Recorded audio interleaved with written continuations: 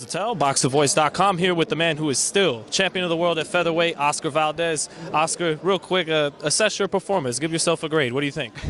I think an 8 or 9. You know, I think always a 10. I don't think no one's done a 10 before, but you know, I think I did a good job. I obeyed commands from my trainer, Manuel Robles, and you know, we got the job done. So that's very important for me. Everybody on this card went the distance except for you. You got the knockout. What do you think tonight did for your career, for fight fans that bought this pay-per-view? I don't know. I mean, at first I'm just excited for getting the win. I didn't think I was going to knock my opponent out. Just the fact that the first round I hit him with my best shots and he didn't go down. And the first thing that went in my mind is that I'm going 12 rounds for the first time. Now, you know, I remember I asked you before the fight, are you going to blow this guy out like the guy from Argentina you did who was undefeated? Were you pressing for that early knockout, and did that hurt you at all? No, not at all. I know I caught him with a few shots.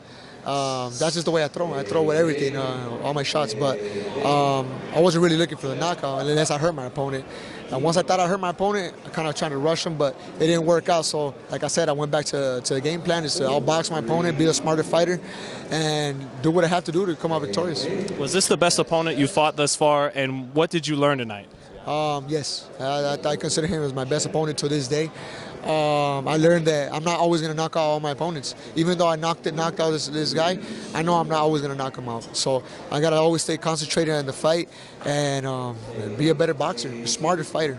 Now, a fight I'm going to ask you about realistically doesn't make sense yet because it needs to build and make more money. A fight with VASYL Lomachenko or Nicholas Walters if he won. But do you want that fight? Of course. I mean, who wouldn't want to see a fight like that? And I'm a type of fighter that is not scared of fighting nobody. Those guys, well, me and Lomachenko fought as amateurs. He beat me as an amateur. I don't see why not make a fight in the future with him. Once my body doesn't let me stay in the 126, I'll go out to 130 see what happens. But right now, I know a lot of fight. There's a lot of good fighters in the division, good fights that could be made.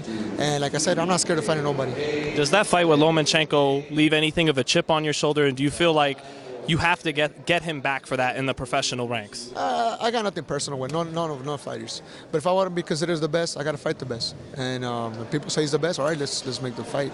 But I think one day we'll make the fight once I go to 130. If he stays in 130 and I go up, all right, let's make the fight. I repeat, not scared to fight nobody. What realistically is next? Will you attempt to get a unification fight at featherweight? Hopefully that can happen if the promotions get to agreement. You know, Gary Russell's the WBC champion. Oh, I would love to fight for that belt. You know, that was one of my dream belts as well. WBO was always my dream belt. I mean, all those belts, I love them. I love them. I wish I could have them all. Well, I'd love to see any of those fights. Great fight tonight, champ. Like I said, only knockout of the night and still champion of the world, Oscar Valdez. So thank you, champ.